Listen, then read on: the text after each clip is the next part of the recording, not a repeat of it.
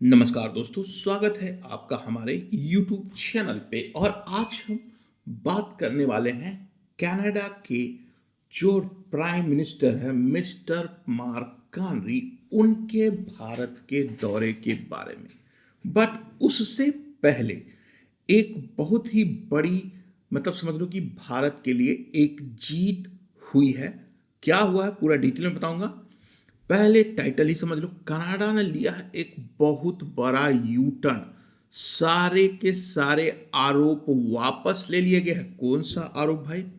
आपको अगर याद है, नहीं याद है तो मैं बता देना चाहता हूं कि कनाडा और भारत के संबंध, जस्टिन ट्रूडो, कौन है जस्टिन ट्रूडो?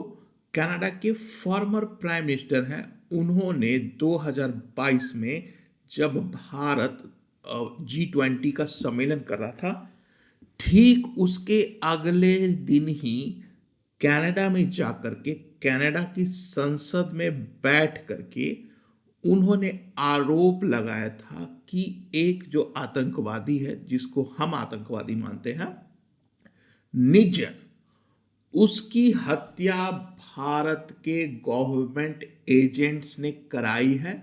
और इतना ही नहीं, उन्होंने जो प्राइम मिनिस्टर, उन्होंने ये भी दावा किया था कि इसके तार भाई डायरेक्टली होम मिनिस्टर से जुड़ रहे हैं।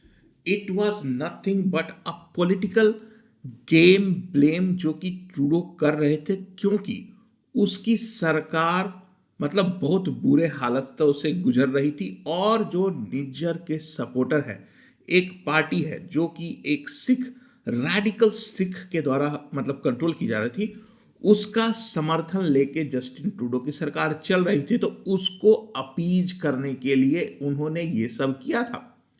उसके बाद क्या हुआ था भाई? हमने अपने एम्बेसडर को कनाडा से इंडिया बुला लिया था, कनाडा ने अपने वाले को बुला लिया था। दोनों एक दूसरे पे आरोप और प्रत्यारोप लगा रहे थे।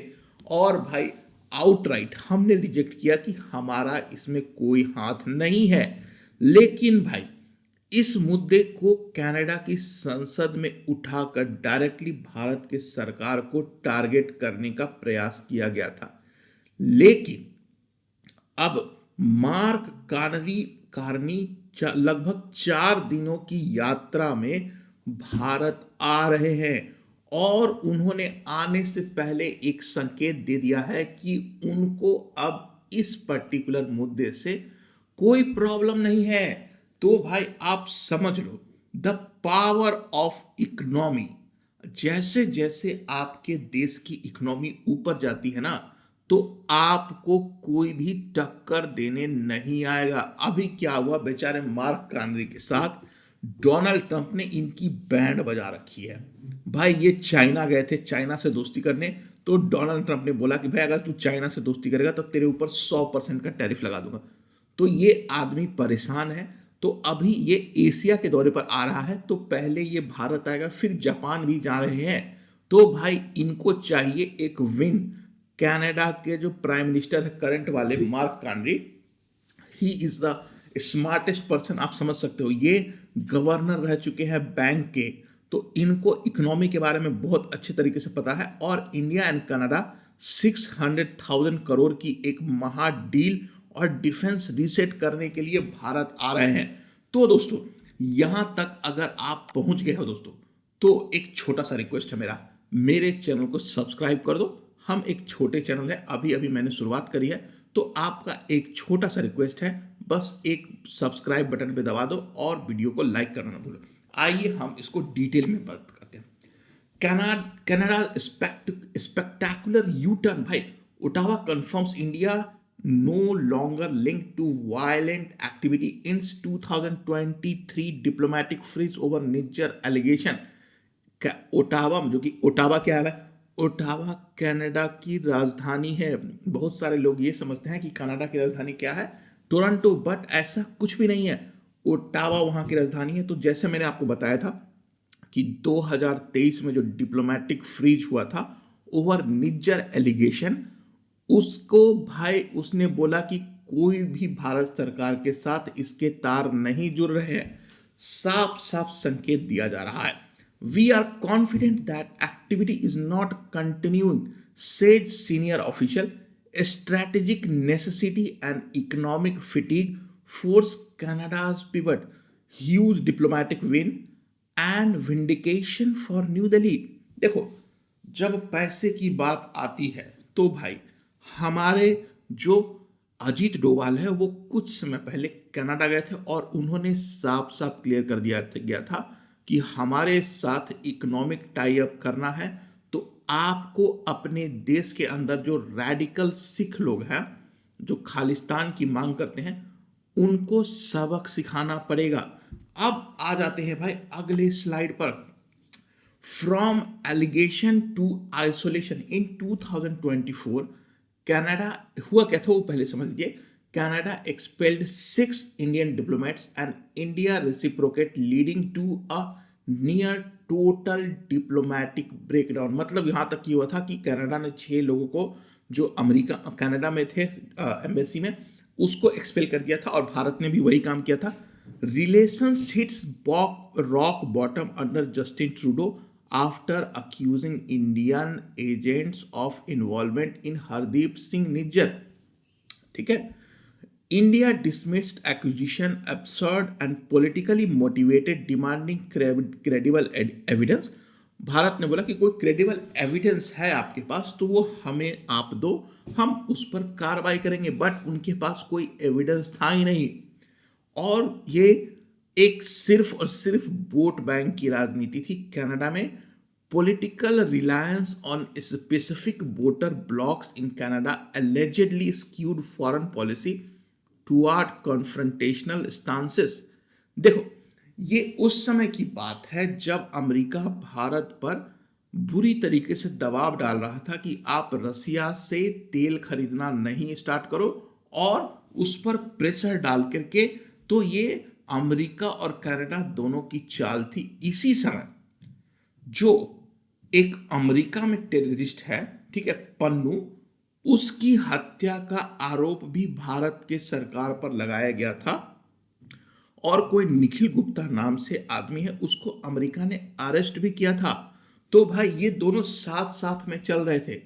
इसको अगर आप देखोगे तो ये एक सिंपल जियोपॉलिटिकल टूल था अमेरिका का भारत के ऊपर दबाव डालने का और उनको ये लगता था कि अगर हम उनको पकड़ लेते हैं तो मोदी की सरकार हिल जाएगी। बट ऐसा हुआ नहीं, 2024 में सरकार फिर से बन गई। तो ये एक चाल थी। Mark Carney's new calculus, Carney's victory in April 2025 shifted Canada's focus from value-based friction to interest-based cooperation। Carney की सरकार एकदम सही चल रही है। 2025 में जीतने के बाद इसका एक ही एजेंडा है, कनाडा की इकोनॉमी को नंबर 1 प्रायोरिटी पे आगे रखना, क्योंकि वहाँ के लोगों को बहुत सारा प्रॉब्लम हो रहा है। क्योंकि जो मॉर्गेज है, घर है, उसका प्रॉब्लम है, इन्फ्लेशन बढ़ा हुआ है और ग्रोथ बनी नहीं है अभी उनकी। Unlike his predecessor, Carney views India as an indispensable economic engine for Canada's future। देखो, बहुत सारे इंडियन जो है ना कनाडा में जाकर के बसना चाहते हैं for the higher quality of life. तो वो भी भारत के लिए इकोनॉमिकल फायदा है और हमें जरूरत है यूरेनियम की। और कनाडा जो है ना यूरेनियम और तेल इन दोनों का बहुत बड़ा एक्सपोर्टर है। तो हमें अपनी जरूरत पूरा होगा और कनाडा हमारे स्फीयर ऑफ इन्फ्लुएंस में आ जाएगा। We are not school children with a single issue, says Indian high commissioner Dinesh Patnaik. हाँ, ये बोला कि सिर्फ एक मुद्दे को लेकर के हम लोग उसको ड्रैग नहीं कर सकते हैं। That's a smart decision. Economic stagnation in Canada made the world's most populous market impossible to ignore. अब भारत की इकोनॉमी जिससे जैसे बढ़ रही है उस तरीके से आप सभी देखोगे जितने भी मतलब India will work as a magnet to all the developed country to enhance, मतलब हमारे साथ अच्छे व्यापारिक हित करना उनके हित में है। नहीं तो अगर बस छूट गई, अगर इंडिया 10 से 20 ट्रिलियन डॉलर का इकोनॉमी बन जाता है और आज नहीं इन्वेस्ट करता है तो उनको नुकसान होगा। It is pure economics.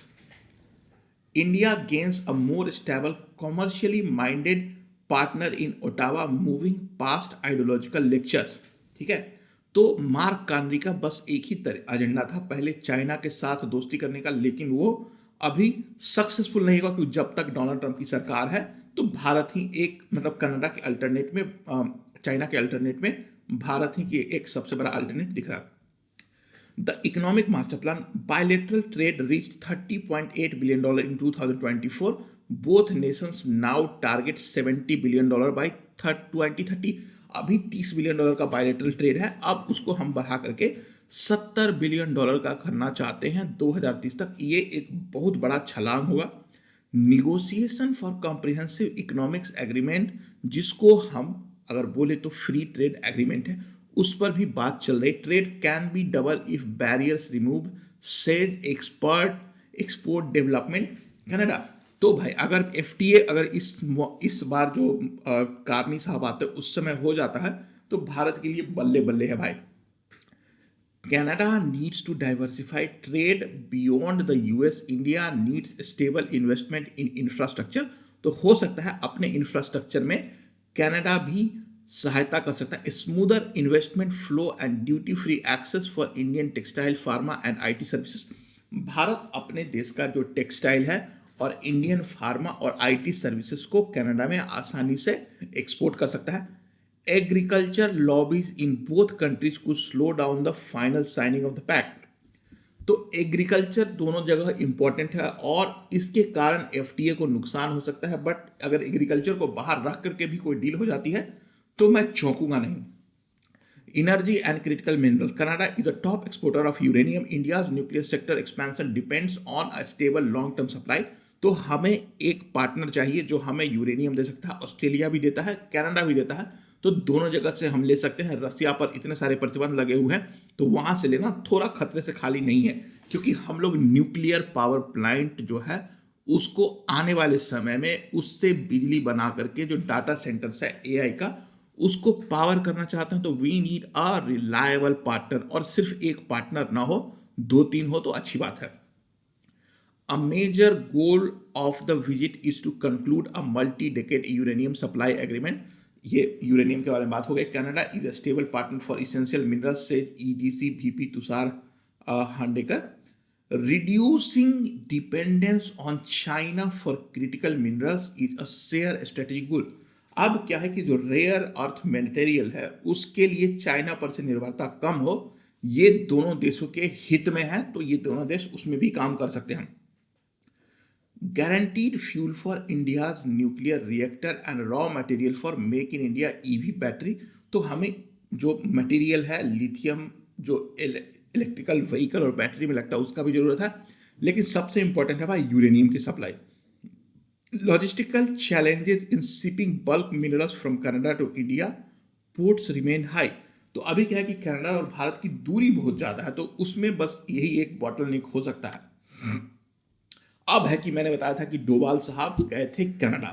India and Canada establishes a shared work plan for security in February 2026. NSA Ajit Doval's visit to Ottawa earlier this month paved the way for the Prime Minister Summit. Doval साहब एक national security adviser हैं, तो उन्होंने अपने security concerns को बोला और clear रखा। अगर आपको भारत के साथ संबंध चाहिए तो ये दो चीज, एक पब्लिकली बोलना कि भाई निज्जर के केस में भारत का हाथ नहीं है, साथ साथ कनाडा में जो खालिस्तानी लोग हैं ना उनके ऊपर भी कोई क्रैकडाउन वो करेंगे, नहीं करते हैं तो भारत को कोई डील नहीं करना चाहिए। We are tackling it up front. That's how mature democracy, says high commissioner Patnaik. मतलब हम जो वहाँ के हाई कमिश्नर है कनाडा में, दिनेश पटनायक या पटनायक नाम है, उन्होंने बोला है कि हम एक मैच्योर डेमोक्रेसी हैं और ये सब हम लोग सॉल्व कर लेंगे। Common threat likes fentanyl trafficking, cyber crime and transnational gangs require deep institutional corporation. Canada में बैठे जो खालिस्तानी मूवमेंट है वो भारत में ड्रग्स का काम करते हैं और भाई ठिकाने भी लगाते हैं, तो उनको भी हमें पकड़ना पड़ेगा। और ये नहीं होता है तो हम तो बोलेंगे कि भाई कोई डील नहीं होना चाहिए। Direct access to Canadian intelligence on extremist networks, better protection for the Indian diaspora. तो कैनेडियन इंटेलिजेंस के साथ हमारा इंटीग्रेशन हो जाएगा तो दोनों देशों के लिए अच्छी बात है।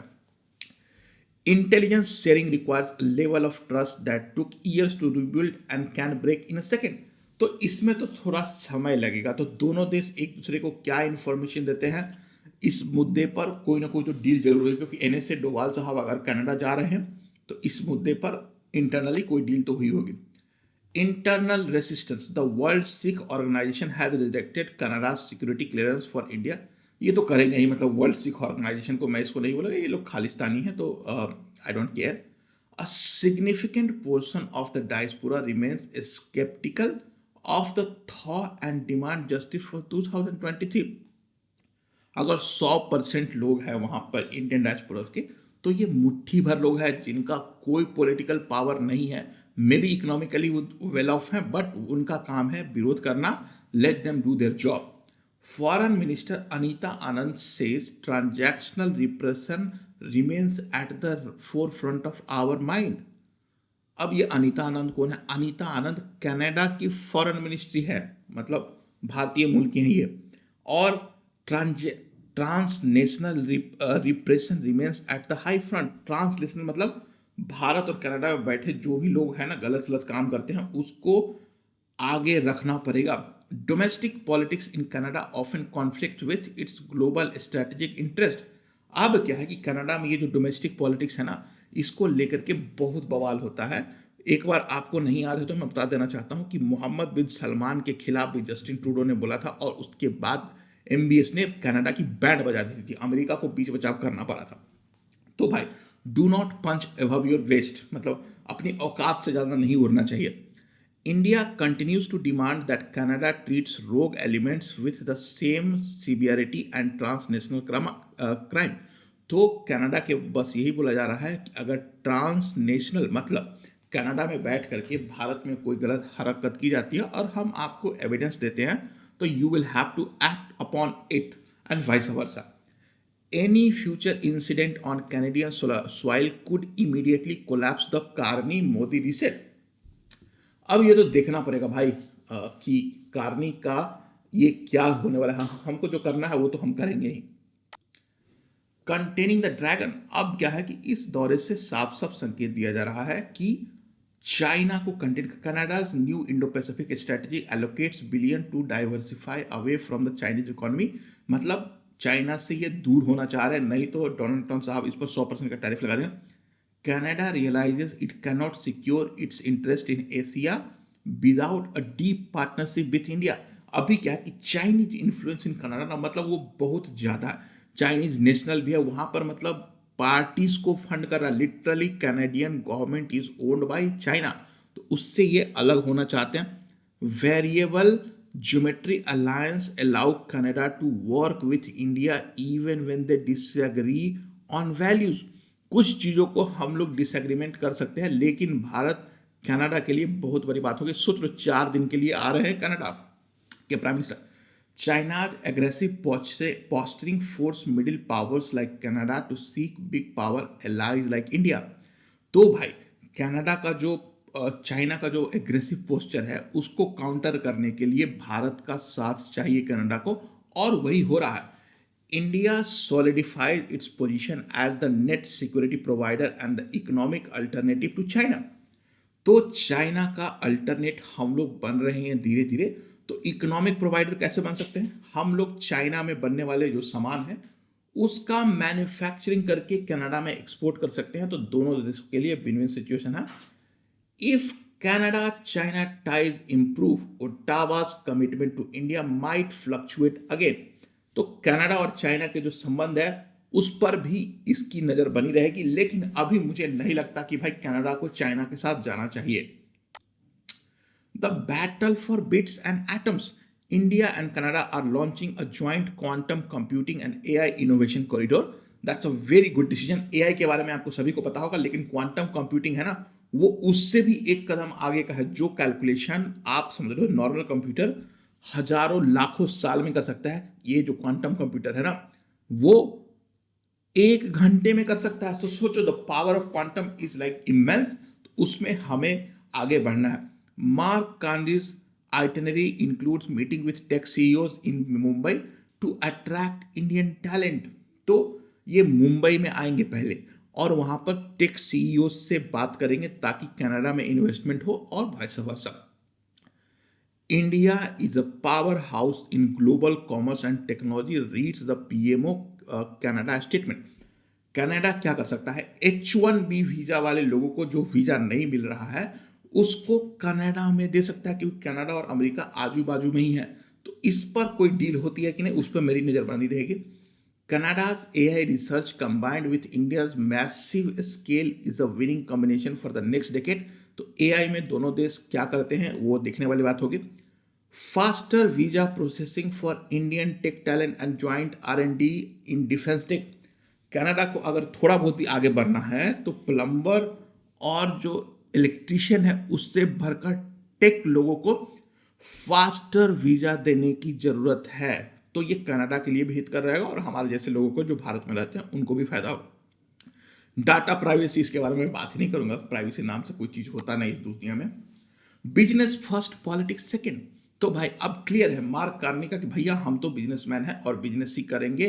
और Canada's Carney's visit starts with Mumbai with pension fund managers who have $100 billion invested in India। अब क्या कि कनाडा का जो पेंशन फंड है ना वो भारत में $100 बिलियन तक का इन्वेस्टमेंट कर सकता है। इसीलिए भाई ये बहुत बड़ी बात हो जाती है और ये पूरे मार्केट को हिला सकता है। The Mumbai first approach signals that the economic engine is driving the diplomatic train. मतलब क्लियर है भाई कि हमें पॉलिटिक्स नहीं करना है, हमें बिजनेस करना है। That's the thing. We are identifying investment opportunity in infrastructure and clean energy. तो कनाडा की तरफ से स्टेटमेंट आया है कि वो रिन्यूएबल एनर्जी और इंफ्रास्ट्रक्चर में इन्वेस्ट करना चाहता है। Large Canadian pension fund are already the largest foreign investors in India. मतलब इंडियन इंफ्रा में जो वहाँ का पेंशन फंड है ना वो भारत में ऑलरेडी इन्वेस्ट कर रहा है। मैसिव कैपिटल इन्फ्लक्स फॉर गति शक्ति एंड नेशनल इंफ्रास्ट्रक्चर पाइपलाइन। तो जो भारत में गति शक्ति और नेशनल इंफ्रास्ट्रक्चर पाइपलाइन है उसमें वहां का जो पेंशन फंड है वो इन्वेस्ट कर सकता है। Financial market volatility could impact the scale of these $multi-billion commitments. तो फाइनेंशियल वोलेटिलिटी जो है उसके कारण थोड़ा सा इसमें फर्क पड़ सकता है, बट अगर ये होता है तो भारत के लिए बहुत बड़ी बात होगी। A new global alliance, Canada is pushing to be the middle power leader, bridging the gap between G7 and the global South। तो कनाडा जो है ना मिडिल पावर बनना चाहता है। मिडिल पावर क्या है? जैसे अमेरिका, चाइना, रूस और बाकी बड़े देश हैं उसमें ये छोटे मोटे देश है, क्योंकि कनाडा की जो है ना साइज बहुत बड़ा है लेकिन आबादी बहुत कम है। मतलब सिर्फ 3 या 4 करोड़ की आबादी है उसकी। Middle powers must form a coalition to create a fairer global system, said Carney at Davos. जब से डोनाल्ड ट्रंप की सरकार आई है तब से भाई जो मिडिल पावर है ना, पहले अमेरिका के पिछलग्गू बन करके चलते थे, वो अब उनको एक रियलिटी चेक मिल गया है। India gets a strong voice within the G7 through Canada's renewed advocacy. अब देखते हैं कि भाई हमें G7 में कनाडा से दोस्ती कर लिया, फ्रांस के साथ कर लिया और जापान के साथ तो ऑलरेडी दोस्ती है, तो 3 देश तो अपने साथ हैं। Differing views on the Russia-Ukraine conflict could still create a friction in the international forums। देखो मार्क कार्नी बिजनेसमैन है तो ये वाला पॉइंट मेरे लिए बिल्कुल वैलिड नहीं है। आप देखते हैं test of time. $17 billion trade, $70 billion trade, security pact are on the table. अब ये सिक्योरिटी पैक्ट क्या होता है वो देखने वाली बात होगी। The visit officially buries the Nijjar era, चलो वो खत्म हो गया। We are tracking it up, tackling it up front, that's how mature democracy work. ये बात क्लियर हो गया। India emerges as a diplomatic heavyweight that can force a G7 nation to rethink its stance. मतलब हम लोगों ने भैया झुका दिया है कनाडा को, भाई अपने स्टांस को थोड़ा कूल डाउन करो। जियो politics is all about interest, not about emotion. Both countries realise they way are losing bye staying apart. Clear सी बात है कि भाई ये जो नीचे वाला कांड हुआ है वहां का एक जो भी चीज है you can not target. Trust is a fragile commodity। The next 12 months will decide if the reset is permanent or tactical। आप क्या सोचते हो दोस्तों इसके बारे में? अपनी राय कमेंट में लिख करके बताओ। अगर यहां तक पहुंच गए तो एक बार फिर से मैं रिक्वेस्ट करूंगा चैनल को सब्सक्राइब कर दो और वीडियो देखने के लिए धन्यवाद।